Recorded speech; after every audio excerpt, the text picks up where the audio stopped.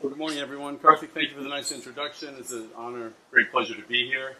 I'm in the room with three people who I knew when they were fellows, not just Doug and Karthik from Cincinnati, but Dr. Chang, who I met 26 years ago when I was working at the University of Pittsburgh, and he was a fellow there. So it's wonderful to reconnect with some old friends. I have had, as Karthik mentioned, 30 years working in academic children's hospitals, Cincinnati, Pittsburgh, Children's of New Orleans, and then about a year ago, I had the opportunity to help start up a biotech firm, which is the last line here, Intelligent Therapeutics. Took that as an opportunity to do something that I wanted to do for a number of years, which was to take the experience I've gained over the years working in hospitals and work in independent consulting, which led to this interesting opportunity to be the interim leader of the surgical program up in Tacoma, Washington. I still have a small academic residence at the University of Tennessee. I live in New Orleans. Spent a lot of time flying around and a lot of time on Zoom. So it's a new phase of my career, quite interesting, and I'm interested to talk to the rest of later today about different career opportunities in medicine in general. Topic for today is historic, but bears on the current healthcare workforce, the history and the legacy of racial segregation in U.S. hospitals. When I was doing my mid-career master's degree in healthcare management, I did quite a bit of reading about the history of hospitals. I wondered why other Catholic hospitals, Jewish hospitals, Lutheran hospitals, public hospitals, all different types of hospitals. In that history is something called the Negro Hospital. It was then called the Negro Hospital movement in the first part of the 20th century, where there were hundreds of hospitals in this country, places for black physicians to practice and black patients to go. And this was at a time that most hospitals in the South did not admit black patients at all, and many hospitals in the North were segregated. And this piece of history I found is not really very well known amongst people who've been in medicine for a long time, and I became interested in the topic, and I've spoken about it on a number of occasions, and I'm happy to share the story with you today. We'll start with a very quick pre-test. I can only see the hands in the room, but quick show of hands. How many learned something about Brown versus Board of Education in the course of their education? Of course. And how many learned something about Plessy versus Ferguson? And how many learned anything about Simpkins versus Cone Memorial Hospital? So, typical result. Everybody knows about Brown. Most people know about Plessy. Almost nobody knows about Simpkins versus Cone. Simpkins versus Cone was a federal court case that resulted in the desegregation of hospitals in 1963. And it's essentially the Brown versus Board of Education of healthcare. But it's not something that we talk about much. Even people who've been in medicine for a long time typically haven't heard about it. So that I'll tell you the story of that case, how it changed medicine, and how that has affected the workforce and also health outcomes today. Hard to read this slide, but at the bottom is a red arrow pointing at otolaryngology. This is a graphic of active physicians who identify as black or African American from about 3 years ago. And the percentages are OB-GYN and preventive medicine at about 11%, which is close to the percentage of black Americans. And down at the very bottom, second from the bottom, is otolaryngology, with just over 2% of otolaryngologists identifying as black or African American. The percentage is higher in the primary care specialties, in internal medicine, general pediatrics, OB-GYN, and general surgery. And it's quite a bit lower, in the low single digits, for most surgical specialties, otolaryngology, ophthalmology, surgery, and so on. And there's a reason for this, and it's whole. I'll tell you that story through the lens of this history of segregation, lack of training opportunities, and how that continues to affect what we're seeing today. People in otolaryngology are talking about this a lot now. I'm talking about DEI has recently become a lot more complicated, but it's getting a lot of attention. It's very hard for you to move, and it's hard to move for a lot of historic reasons. So to understand that, we have to go back and understand how it is that a sign like this became legal and commonplace in America and common in hospitals, which is the part of the story that's really not known to many people. There's an assumption that healthcare being based in a certain set of professional ethics was maybe exempted from this in some way. It was less effective, but the truth is it really wasn't. I took this picture, this little to add a little context to the talk, I took this picture of a place called the Whitney Plantation, which is on the highway on the road between New Orleans, where I live, and Baton Rouge. Whitney Plantation remained open as a sugarcane plantation through the 1970s. And this is one of the original slave cabins on the Whitney Plantation. It's still standing, still occupied through 1975 by people who worked on the sugarcane plantation. So these were the formerly enslaved people initially, and then in many cases their descendants who remained on this plantation in a very difficult situation, economic situation, with essentially no access to health care, very limited access to health care. But this picture, the fact that this cabin was occupied, unheated, uninsulated, no electricity for 100 years after the end of the Civil War, after emancipation, by people whose lives changed in many ways relatively little, caused me to reflect upon the fact that access to health care legally was quite restricted for the people who lived there, is to add a little contextual understanding to the story. This is a photo that I didn't take, but a photo I obtained of the Afro-American Sons and Daughters Hospital in Yazoo City, Mississippi. This isn't obviously the state of decay, but an example of the small hospitals that were built. This is the first hospital for black patients in Mississippi. An example of the hospitals that were built across the South for patients who simply could not be admitted to other hospitals. 5% of the hospitals in the South in the mid-1950s were in 5%. Half of them didn't admit black patients under any conditions. So access to health care was significantly limited well into the 20th century. So I'd like to put this in, frame this in a time sense. From 1619 until the end of the Civil War, most black Americans had no right to health care, period. The only right you had to health care was what the slave owner would allow. 250 years.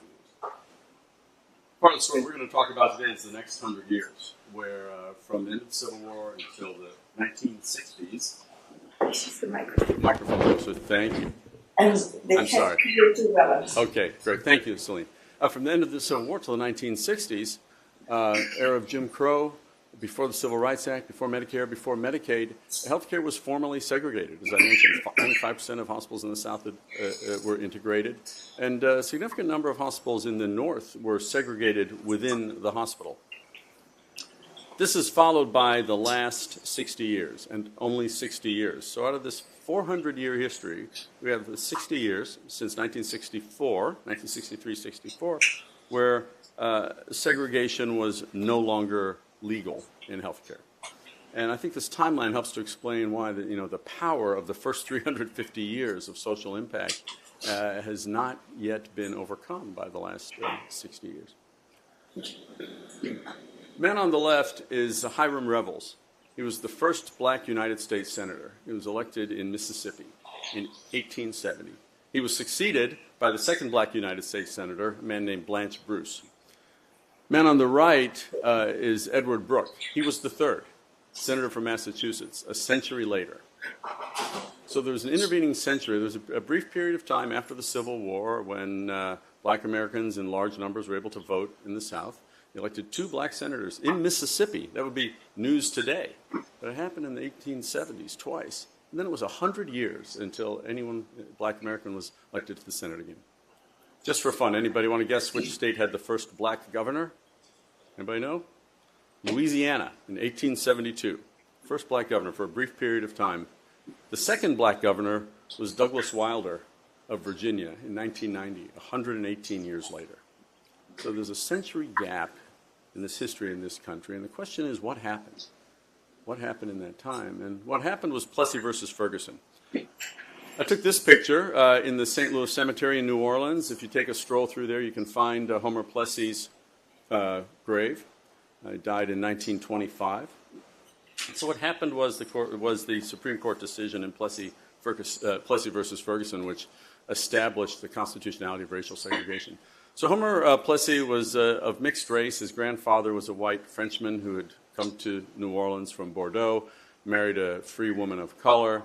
Homer Plessy was one of his grandchildren. He was a shoemaker. He was active in a public group, the Citizens Committee, challenging some of the laws on racial segregation in Louisiana. Louisiana was always a little bit different than the rest of the South, I learned after I moved there 6 years ago. The French and the Spanish who controlled Louisiana for much of its history were much less fussy about skin color than the Americans who took over in 1803. So it was a large community of free black people, some of them slave owners, interestingly, in Louisiana, and a lot of people of mixed race. But the Citizens Committee decided to challenge the separate rail car law in Louisiana, where black and white people had to ride in separate railroad cars. And this was an intentional act designed to test the legality of the law.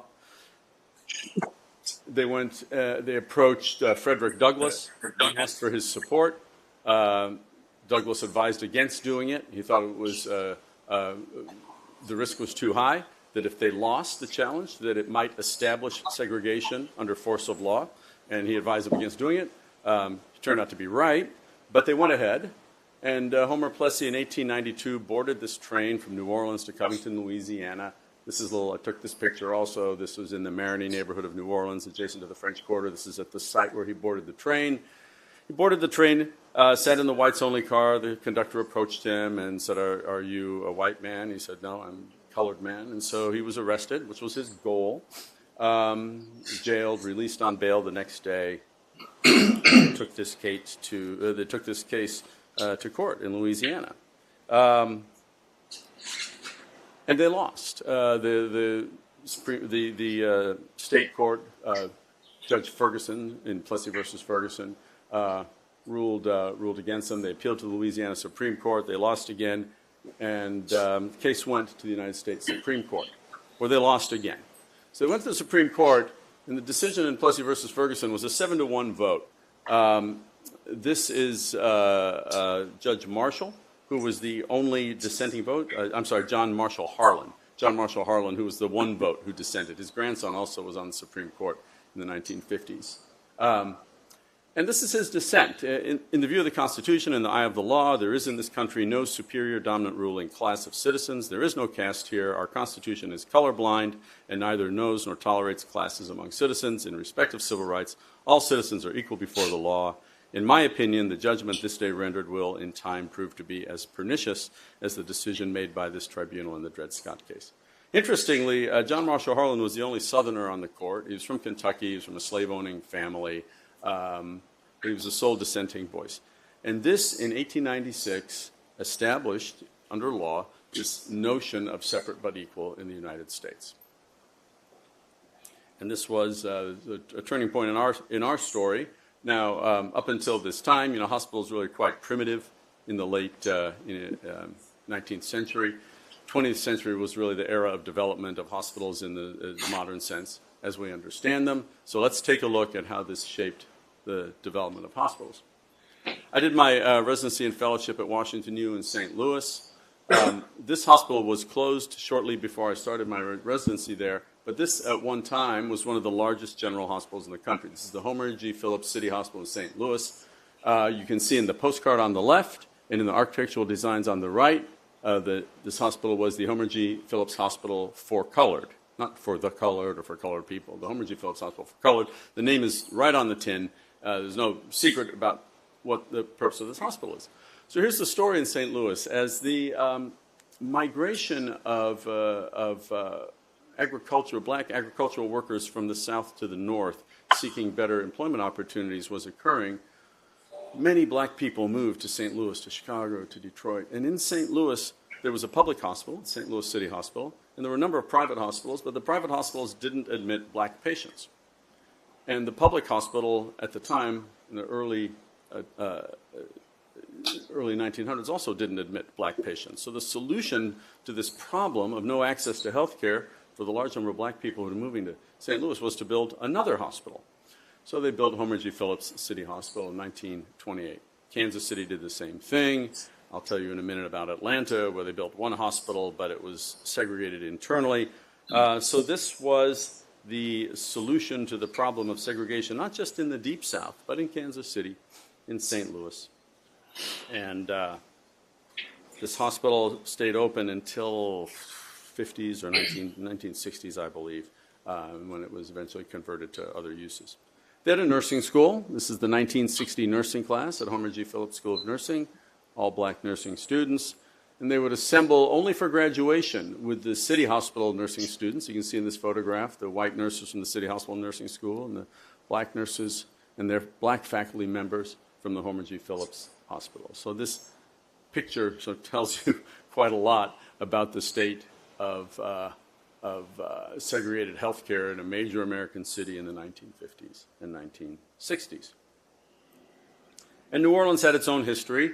This building still stands. This is the Flint Goodrich Hospital in New Orleans. It's on Louisiana, just a few miles from my house. It's now a senior citizens apartment complex. In New Orleans, in the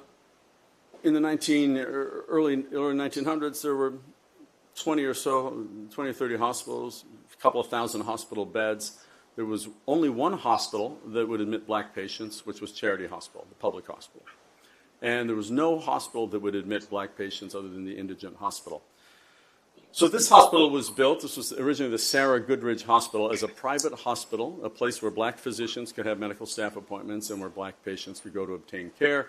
The Flint comes from Flint Medical College. Flint Medical College was a black medical school in New Orleans. It was affiliated with New Orleans University that eventually became what is today known as Dillard University. And Dillard University ran this hospital for many, many years. But this was a private hospital for black patients in a city where no other private hospitals would admit black patients, and it was staffed largely by black physicians who couldn't get on staff at any other hospitals. There were a few white specialists who would go to see patients there because there were not very many black physician specialists. The hospital opened in 1898, 1902 or so. The Flint Medical College was only in existence for about 20 years. It closed in 1911 after the Flexner Report, when only two of the black medical colleges in the country remained open. One was Meharry in Nashville, the other was Howard in Washington, D.C.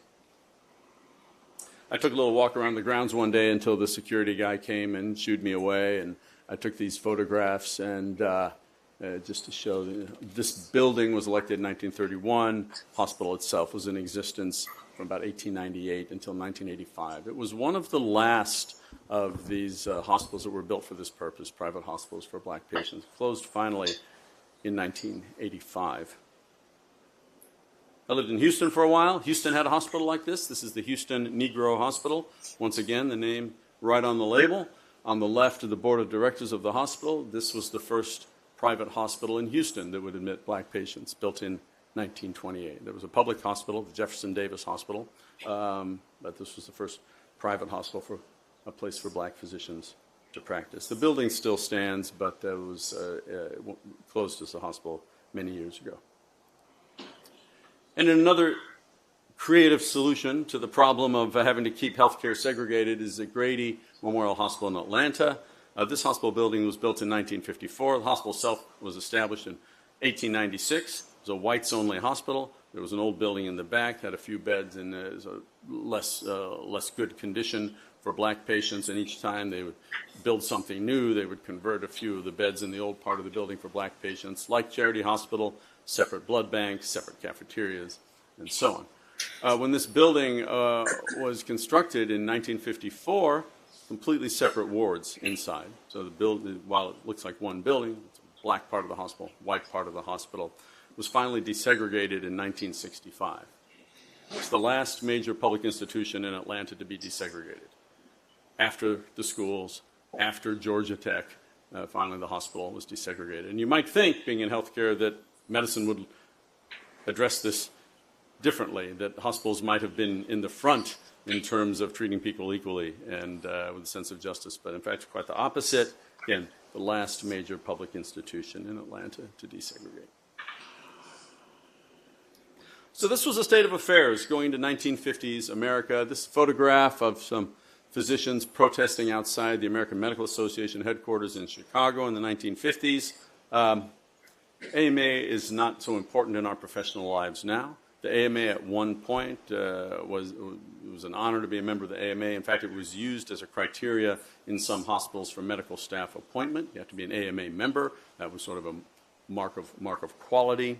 Also was misused as a way to keep people off staff because you couldn't join the AMA. couldn't join the medical staff, and it was a means of keeping black physicians off the medical staff of hospitals. AMA, through its local chapters, often would not allow black physicians to join. Then the hospital didn't have to say that we were restricting access to black physicians. They could simply say, well, we can only allow AMA members to join our medical staff. But this was the state of affairs in the 1950s. Many hospitals segregated, mostly, but not exclusively, in the South. Black physicians had a great deal of difficulty or were unable to join the medical staff. Patients could not be admitted, even in emergency conditions. The movement, the Negro hospital movement to establish separate hospitals, was somewhat controversial even in the black community. The NAACP was in favor of advocating for integration and did not think that establishing separate hospitals was the right answer. The National Hospital Association and the National Medical Association, the NMA is still in existence, the National Hospital Association is out of existence, but they were looking for a practical, immediate solution to this problem of limited access to health care for black Americans, and thus establishing these hundreds of hospitals across the country.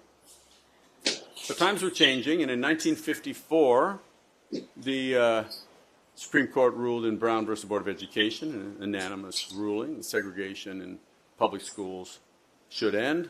This photograph shows Thurgood Marshall in the middle. Thurgood Marshall was the lead attorney for the plaintiffs. He went on, of course, to serve on the Supreme Court. In between, he had to stop as the Solicitor General of the United States in the Johnson administration. The Solicitor General at the time this case was decided was a man named Simon Soboleff, who will be an important figure in our story. He was a Solicitor General, and he was responsible for helping formulate a plan to desegregate the schools. And he came up with a fairly rapid timeline. Every school district had to submit a plan within 90 days, and there was a timeline attached to desegregation. They ended up not doing that. That was his recommendation, but they settled on language that said something like the schools should desegregate as soon as feasible. As soon as feasible turned out to be decades. Quite a contrast to how the hospitals eventually desegregated. But this was, of course, a major turning point. However, didn't have any effect on hospitals. Hospitals received very little public funding at that time. This is before Medicare, before Medicaid. It was a decade or so after the establishment of private health insurance. But health insurance was almost entirely privately funded, so it was untouched. So schools being publicly funded, the government had leverage over this, but with no public funding in healthcare, didn't have any impact on this. There was a single government program called the Hill-Burton Act that allowed public money to flow to hospitals for construction, which turns out to be an important feature significantly in our story in just a couple of minutes. So this was state of affairs, hospitals quite segregated, schools had just been desegregated, and attention is now beginning to turn to the problem of segregation in healthcare. There was one interesting and important publication on this, the Cornelli survey. Dr. Paul Cornelli was a black physician. He'd graduated from the University of Michigan, which was one of the few medical schools even in the North that allowed black students at the time. He had a PhD in public health. I believe he was the first black graduate with a PhD in public health, and he worked at Howard University as the chairman of the preventive health department. He surveyed hospitals around the country, and the statistics I quoted for you, 5% of the hospitals in the South were integrated, 50% did not admit black patients at all, a third of them had some segregated wards. That all comes from the Cornelli survey. He also surveyed medical schools, found that 1% of medical students in the North were black, and if you excluded Meharry and Howard, 1% of medical students in the South were black. None in Louisiana, none in Alabama, none in Mississippi, a reasonable number in Tennessee and in Washington, D.C., but solely due to the presence of those two schools. And that same year, this gentleman, Dr. Hubert Eaton, filed a suit against the hospital in North Carolina in Fayetteville, where he worked. Dr. Eaton was also a graduate of the University of Michigan, and he challenged the James Walker Memorial Hospital when they denied his medical staff appointment. And the basis for the challenge was that the hospital, because it sat on public property, paid no taxes, had a tax exemption, the building had been gifted to the city, was essentially serving a public function and therefore was in violation of the law by discriminating against black physicians. And he lost this case in the district court and appealed it to the circuit court, where he lost again. And he appealed it to the Supreme Court, and the Supreme Court declined to hear the case. The Supreme Court can decide which cases they want to hear on appeal. The Supreme Court decided not to hear the case, but it was a split vote. And there were three people who wanted to hear the case. One of them was the Chief Justice, Earl Warren. And this is just 2 years after Brown versus Board of Education. So the plaintiffs took this as a sign that the court was open to hearing a case, that the Chief Justice was interested in hearing a case. If they couldn't succeed with this case, they would try again. And they did. And they tried again in 1962 with Dr. George Simpkins. And this is the case I mentioned at the outset, the third case in our quiz, Simpkins versus Cone Memorial Hospital. Dr. Simpkins was a dentist. He's a prominent local citizen. He was the president of the local NAACP chapter. He had been involved with school desegregation of the public golf courses and tennis courts and so on. And he was unable to obtain a medical staff appointment at Cone Memorial Hospital, and so he sued the hospital. And the interesting footnote to this story was that the hospital had taken public funds through the Hill-Burton Act. So the Hill-Burton Act was named after two senators, Lester Hill of Alabama and Harold Burton of Ohio. And the Hill-Burton Act was a federal program that allocated funds to hospitals for expansion. If you wanted to build a new wing to the hospital, you could petition the state, you said you have a need, and you could obtain access to this money. And there were lots and lots of hospitals obtained public funds for expansion under this act, and Cone Memorial Hospital was one of them. So this was the basis for his claim. He said, look, this hospital is partially publicly funded. It's in violation of the law by discriminating on the basis of race and medical staff appointments. And so Dr. Simpkins took this case to court and, of course, lost on the first go-round in the district court, so appealed to the Fourth Circuit Court. And on the right is Judge Simon Sobolov. You remember from a few minutes ago, he had been the Solicitor General in Brown Board of Education. He's now, in 1962, the chief judge of the five-judge panel in the Fourth Circuit Court. And I've seen shaking hands here with President Eisenhower, and I'm pretty sure that's Earl Warren on the far left. This is, I don't know, but I think this is probably when he was named a federal judge. So he's a federal judge. He's the head of the Fourth Circuit Court. Case was filed originally on Lincoln's birthday. It was a symbolic act. They filed the case in 1962 on February 12th. Remember now, they'd lost in the district court, and this is going to the circuit court. And they obtained some support from the administration. This is Bobby Kennedy, the good one, when he was running for president back in the 1960s. Robert Kennedy, who was the Attorney General at the time in the administration of his brother, President John Kennedy, filed a brief in support of the plaintiffs, indicating the administration's support of the challenge that Dr. Simpkins had raised, and again, based on this Hill-Burton Act. And President Kennedy himself sent this telegram to Dr. Montague Cobb. I'll tell you a bit more about Dr. Montague Cobb in a few minutes, but he was probably the most prominent black physician of his era. President Kennedy said, in the era of telegrams, I'm sure you are aware the Attorney General has intervened in a federal court case arguing that the clause sanctioning segregation in the Hill-Burton Act is unconstitutional. I am hopeful, as I know you are, that this action will speed the day when all will recognize we cannot afford to squander our resources in the practice of racial discrimination, and the availability of hospital services will not depend on race, color, or creed of the patient. Administration giving their open support for this lawsuit, and they won. The Court of Appeals found in a 3-2 ruling in favor of the plaintiff. They ruled that the separate but equal provision of the Hill-Burton Act was unconstitutional. I forgot to mention this, by the way. I'm sorry. The Hill-Burton Act would give money to hospitals. If the hospital was segregated, they would still allow them to have money, provided that money was also going to black hospitals or to hospitals that serve black patients. So there was a specific provision in the Act that allowed for the perpetuation of racial segregation as long as separate but equal was upheld. That was the part that was found unconstitutional in this case. It was the first federal court case to apply the Equal Protection Clause of the 14th Amendment to a private entity. Till then, it had been schools and public accommodations. So This was in the Fourth Circuit Court. It's federal court, but its jurisdiction is limited to only 5 states: North Carolina, South Carolina, Virginia, West Virginia, and Maryland. But it was a federal court ruling, set a very important precedent that any hospital taking public funding can no longer maintain a policy of segregation. The American Hospital Association published an editorial in their journal, interesting statement that when patients have predetermined convictions on racial matters, efforts to force change on them at the time of illness can be detrimental to their medical care. Essentially, the American Hospital Association making the argument in support of racist beliefs of their patients, that if you're sick and you don't want to share your room with a black patient or be in the hospital with a black patient, it would be bad for your health to have to do so, just indicating the tone of the times. This is Senator John Stennis of Mississippi. Senator Stennis managed to pass legislation that would allow, this actually was legally permissible. A doctor could write an order in the chart to keep a specific patient in a segregated room or segregated ward in the interest of their health.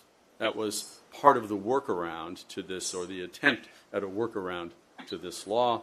So this just tells you quite a lot about the tone of the times. The courts had ruled, but people are quite creative, and they're looking for ways to circumvent the law in order to maintain a practice. So this is in the early 1960s, in my lifetime, just barely, but in the early 1960s, this is still the state of things. But the public opinion was beginning to turn. The courts had ruled now that segregation of medicine was not constitutional. And because of the availability of public funds through the Hill-Burton Act, hospitals had to pay attention. But hospitals didn't have to take Hill-Burton money. They could decide not to do it. So there was still an out. If a hospital decided that a hospital in the South did not want to integrate, they could opt out of any request for Hill-Burton funding and continue to do what they wanted to do. But that all changed under the administration of President Johnson. President Johnson, one of the heroes of this story, he was vice president when Simpkins versus Cone was decided. He was president for the signing of the Civil Rights Act in 1964. And in a key turning point for health care, he was president for the signing of Medicare and Medicaid legislation in 1965. It was Medicare and Medicaid that resulted in an enormous amount of money, federal, public money flowing into health care, that made it impossible, really, for hospitals to opt out of federal funding. So this is President Johnson shaking hands with Martin Luther King in 1964, handing him a pen at the signing of the Civil Rights Act, which says no person in the United States shall on the ground of race, color, or national origin be excluded from participation in, be denied benefits of, or be subjected to discrimination under any program or activity receiving federal financial assistance. And for healthcare, the major turning point came the next year with the signing of the Medicare and Medicaid legislation in 1965. This is Dr. Cobb, who I mentioned earlier, Dr. Montague Cobb, who received the telegram from President Kennedy when Simpkins versus Cone was being heard. Dr. Cobb was a graduate of Amherst University. He had attended medical school at Howard University. He was the chair of the anatomy department at Howard. He had been on the board of the NAACP, very prominent member of the black medical community, active in the National Medical Association, which I'm going to tell you about in just a minute. Most of organized medicine opposed the establishment of Medicare. The AMA was strongly opposed to the establishment of Medicare, which now, of course, is a fact of life for all of us, Medicaid. The AMA did not welcome the intrusion of the federal government into healthcare financing. I think realized that there was no negotiating with the federal government on price and on fees and so on, and so AMA opposed it, looking at it from the perspective, I think, of the physician income interest rather than the public good. The National Medical Association took the opposite approach. The National Medical Association formally endorsed the establishment of Medicare and seeing the beneficial aspect for the public. And Dr. Cobb was recognized by Lyndon Johnson. Johnson was grateful to Dr. Cobb for the support of the NMA, invited him to fly with him to Independence, Missouri in 1965 when the Medicare Act was signed into law. Dr. Cobb was the only representative of organized medicine to be honored and invited to attend the signing of this legislation. And here's Lyndon Johnson with his wife standing behind him, and next to him is former President Harry Truman. Harry Truman had been a strong advocate for universal health care. Roosevelt, before him, had established Social Security, but did not take on the funding of health care as an issue. This was before Medicare. A lot of people, especially elderly people, simply couldn't afford health care. And Harry Truman had tried to get some traction on national health care, but was not able to make any progress. So this was a nice symbolic act. When Medicare and Medicaid signed into law, Johnson flew to Missouri, where Harry Truman lived, and signed this in front of him, again inviting Dr. Montague Cobb to come with him. So this was something hospitals couldn't resist. Now, approximately half of a hospital's patients would be eligible for Medicare. Hospitals wanted to participate in the Medicare plan. By participating in Medicare and accepting federal funds, they could no longer continue to be segregated. So in contrast to schools, which took decades to desegregate, hospitals desegregated almost overnight. And I'd like to say it was an awakening of conscience, but it was not an awakening of conscience, as I understand it. It was a financial, economic reality for them. They could not afford to turn away patients with Medicare, and they wanted access to those Medicare patients, and the condition of participation in Medicare was that you had to be certified to participate, and one qualifications was you could not be a segregated hospital. This was the Surgeon General at the time. The Surgeon General was in charge of certifying hospitals to participate in Medicare, and they sent a small army of inspectors out around the country to be sure that hospitals wanted to participate in Medicare had ended their segregated wards and so on. I don't know this with certainty, but this coincides with the end of semi-private hospital rooms and the establishment of private hospital rooms in much of the country, 1960s, 1970s. Up until then, most hospital rooms were not private. And I don't know this with certainty, but I have read that one of the motivating factors was, well, hospitals were, they could get to the point of desegregating the hospital and desegregating a floor, but having an integrated room was a little bit too much for many of the patients, so the private hospital rooms came into existence at that time. Martin Luther King said, it may be true that morality cannot be legislated, but behavior can be regulated. And I think that bears on the question here. This was couldn't legislate people into morality, but they could regulate how the business of medicine was conducted. There were still some challenges after the fact to the law. This was another lawsuit in 1967 by a hospital that continued to discriminate in room assignments. Dr. George Cypress was a pediatrician in Newport News, Virginia, sued the local hospital because they continued, despite the law, to have segregated patient wards, and this went to the Fourth Circuit Court, where we again meet our friend Judge Simon Soboleff, who said, race cannot be a factor in the admission, assignment, classification, or treatment of patients in an institution like this, which is state-supported and receives federal funds. The law forbids the treatment of individuals differently or separately because of their race, color, or national origin. So throughout the 1960s, through the Simpkins versus Cone, Civil Rights Act, establishment of Medicare and Medicaid, and the suits that followed on where this ruling is reaffirmed, the hospitals very rapidly in this short period of time in the 1960s were desegregated. And there were some at the time who recognized the impact of this. This was the Secretary of Health, Education, and Welfare, Wilbur Cohen, said if Medicare and Medicaid had not made another single contribution, this result, being the desegregation, the dismantling of segregations of hospitals, would enshrine it as one of the most significant social reforms of the decade, if not the century. This applied to hospitals. We're going to change direction here and talk about physicians for a minute. Physicians were not required to be certified for participation in Medicare. The AMA successfully argued that because physicians had their own code of ethics, they didn't have to go through the certification process. Hospitals had to certify to participate in Medicare, but doctors didn't. And I think it's a false argument, but that was the argument that they made. So we're going to go back to our timeline and talk a little bit about the role of the AMA in this history. So remember, 250 years no right to health care, a century of legal segregation, and 50 to 60 years of hospital desegregation. And there are two physicians shown at the top here, both of them named Davis. Nathan Smith Davis on the left in the black and white. He was a late 19th century prominent American physician, one of the founders of the American Medical Association. And on the right, Dr. Ronald Davis, who was president of the AMA in the early 2000s. So again, the AMA, not so important in medical practice today, very important at one time. Let's talk a little bit about this. Nathan Smith Davis, in 1868, after the Civil War, he was a past president of the AMA, one of the founders in 1847 of the AMA, very influential physician. The question came before the AMA of whether to allow women to join.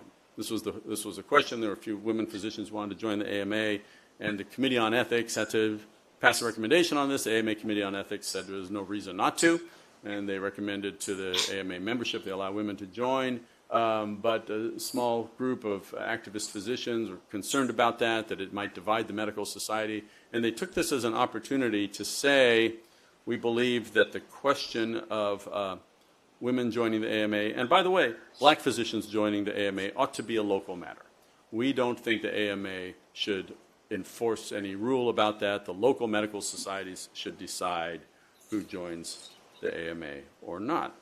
And they were successful in carrying this to the AMA membership at large for a vote.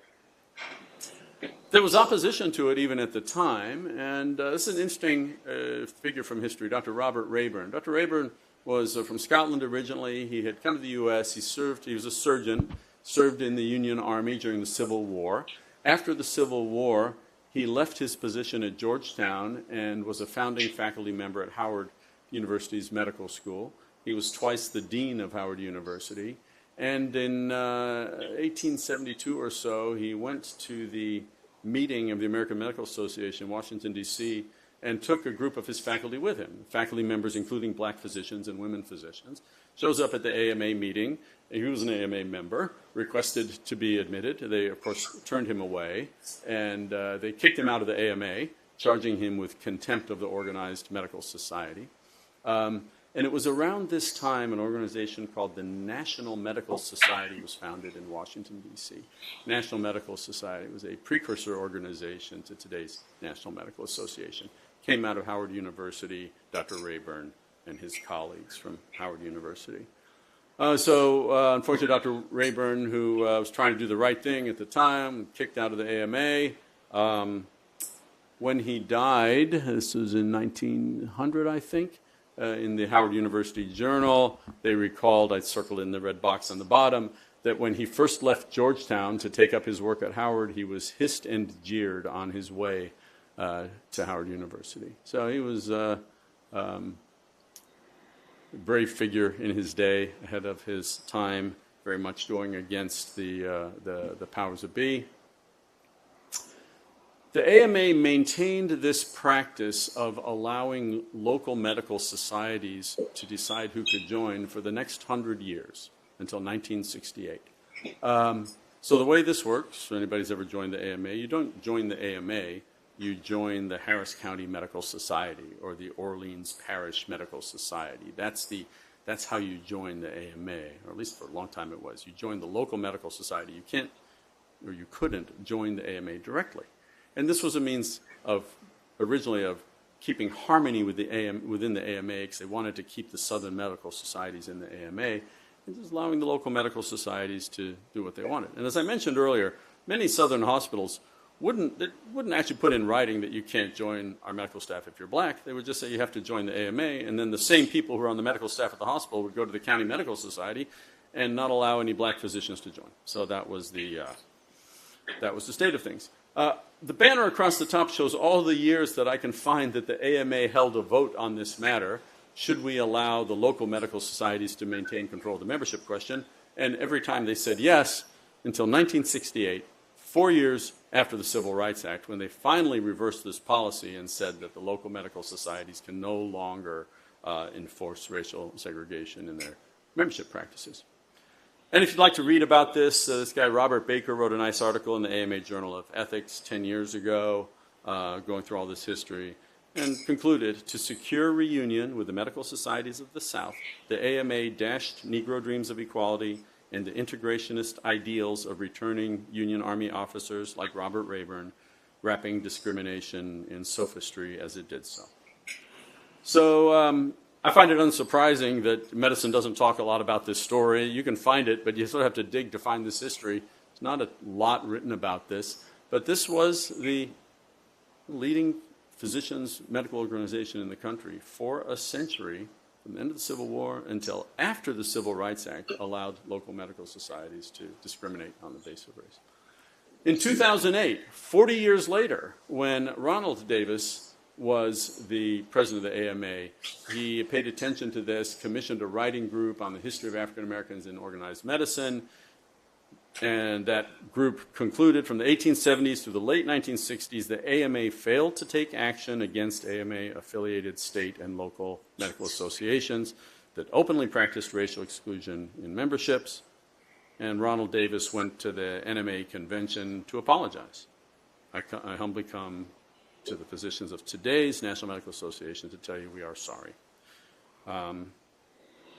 40 years after they reversed the policy, which was a century-long policy, so the wheels of justice turned slowly, but Dr. Ronald Davis finally made amends for the AMA. So that's the role of the physician organization, unfortunately a dispiriting one, but that's how that story played out. What happened to these hospitals? There were 400 or so hospitals. There's an interesting book called The Negro Hospital Movement. I've forgotten the name of the author, but if you'd like to research this, it goes through all this history. What happened to these hospitals? Some of them were large, relatively good quality. Many of them were small, not of good quality. Within a few years of the establishment of Medicare, almost all of them closed. There was a feeling at the time that they would do well because there were a lot of older black patients who went to these hospitals and now they had access to Medicare. And people running these hospitals for a brief period of time thought this will be good for us. Like for all the other hospitals, we'll have access to public funds, and we'll have more money, and we'll be able to stay in business. But what happened was many of these hospitals were staffed by white physician specialists who would go to these hospitals to see patients, but preferred to be in the other hospital where they worked most of the time. If they were in New Orleans, these doctors would go to the Flint Goodrich Hospital to see patients, but it was easier for them to stay at Tulane University Hospital and see patients there.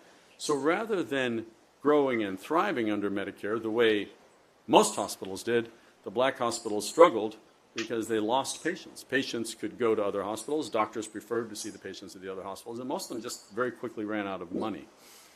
The one on the upper right, which is Flint Goodrich in New Orleans, was one of the last to stay open in 1985 with a lot of charitable subsidization. They were able to keep their doors open. That's the history part of the talk. So what does this mean? How did this impact healthcare today? You know, medical staffs and facilities ceased being formally segregated, legally sanctioned segregation, but de facto segregation remains in many ways, in part just because of the geographic locations of hospitals. People tend to go to the hospital closest to them, and many hospitals in major cities, more so in the north, there are some official measures of this, remain quite segregated. They're not segregated by law, but they're segregated in fact. And there are certainly, and this is the topic of another very long discussion, lots of disparities in access to board-certified physicians, to access to specialists, and the differences in health outcomes. And part of this is due to how healthcare is regulated. There was a time when many states had a certificate of need program. Some still do. Washington State has a certificate of need program. A hospital can't just build wherever they want to, but I don't know about California. Many states have done away with that. So hospitals can go where they want to go. And this has led to a movement of hospitals in many cases to white suburbs, to predominantly white communities, large-scale expansion of for-profit services through surgery centers and so on. And all of this has the effect of continuing de facto segregation. Life expectancy is a very imperfect measure of the quality of health care, but it's a gross measure. And white women live longer than black women. White men live longer than black men. Everybody lives longer than they used to as a group, but the gap is not closing much. You know, the differences between white and black people's life expectancy largely preserved over the last 50 years. This is a hard slide to see because it's faint, but at the very bottom, this is the absolute number of medical school graduates per year by race and ethnicity. Black and African American physicians are a little line across the bottom, the circles with the white X's in them. And the point of this slide is the absolute number of black physicians graduating from medical school by year is about the same over this 30-year period. It's, about 1,000, and it's about the same. And returning to our percentage of black physicians by specialty, overall, about 5%, in contrast to about 13% of the population being black, and otolaryngology, along with orthopedics and ophthalmology, a very significant underrepresentation of black physicians. When I spoke earlier about the Homer G. Phillips Hospital in St. Louis, at one time one of the largest hospitals in the country, and I neglected to say that single hospital. Maybe I'll move over here. We'll try one more time. Okay, good. That hospital was the training site for about 1/3 of all black physicians in the country. Hospitals wouldn't admit black patients, allow black doctors on staff. They also would not accept black medical school graduates into their residency programs. Even Michigan, which was one of the early medical schools to allow black physicians to attend medical school there, would not allow their own graduates to do their residency there. One thing to be studying medicine, it's another to actually be touching white people. So even Michigan wouldn't allow black physicians, their own graduates, to serve residency. About 1/3 of all black physicians trained at Homer G. Phillips. Most of these Negro hospitals were smaller. They did not have a lot of specialists, and when they had residency programs, they had primary care residency programs: medicine, pediatrics, OB-GYN, general surgery. Those were the training opportunities that were available to black physicians in the 1940s, 1950s, 1960s. And I think it's still reflected in what we see today. What specialties have the most black physicians? OB-GYN, pediatrics, internal medicine, family practice, general surgery. And the specialties, relatively underrepresented, there were no training opportunities. And in the 1960s, in the 1970s, 1980s, there were just not very many black specialists, and it's been a very slow change over time. There's an interesting book that goes through quite a lot of this history. For those of you who are inspired to read about it more, The Power to Heal by David Barton Smith. Races hidden in the compromised patchwork solutions, the opposition to public solutions, the promotion of choice and free market solutions that have dominated and continue to dominate healthcare in the United States. I would say maybe even more than ever, with private equity firms buying practices and so on. We're seeing the power of economic force in American medicine. In the interest of time, I'll pass that. But I'm going to just conclude with this slide. I find this to be a very discouraging history, but it includes some hopeful notes. This was a time when American society was very segregated, and these racist beliefs were very deeply held. And nonetheless, the brave people shown on this slide spoke up, had courage, methodically chipped away at this problem. You see Dr. Montague Cobb, the protesters outside the AMA headquarters, Robert Kennedy as Attorney General, and Simon Soboleff, whose name comes up several times in our story, Dr. Simpkins, President Johnson. So the possibility of change is there. I think this is a story that would say who you vote for matters. A lot of things changed in the 1960s in the Johnson administration, Kennedy administration, Johnson administration. But story also tells us that social norms are extremely powerful, despite the medical, the codes of ethics that we take, the Hippocratic Oath, the Oath of Maimonides, and so on, all of which would suggest that you should never discriminate against patients on the basis of race or skin color or any other reason. The social norms of the time were so powerful that doctors en masse, through organized medicine, turned their back on this question for a century. So it's cause to reflect, I think, on those things. I find the bravery of these people and the ability to push forward change in a very hostile environment is inspiring. I think the story of physician organizations in particular is really quite discouraging. I wonder, and I'll just say this in conclusion, it's easy to look back and see that this was wrong. It's been said that most people, if you survey them, will say had they been alive at the time of slavery, they would have been abolitionists. But of course, most people who were alive at the time of slavery were not abolitionists. I wonder what we might look back on today as an injustice and think, why didn't we do more about that? My suspicion is the way we treat poor people in medicine. I think this sort of second tier, it's a little bit different in children's hospitals, which are one of the few places, I think, in American society where pretty much everybody gets treated the same. But I think that the health outcomes for poor people, independent of race, are abysmal in this country. And one day we may look back and see that that was a missed opportunity. So, well, I thank you all for your attention. I realize it's a somewhat obscure part of history, but I think a very important part of history. Sheds a lot of light on why it's so hard to achieve some of the change we'd like to see today. If you have time, I'd be happy to take some questions, and I thank you for your invitation.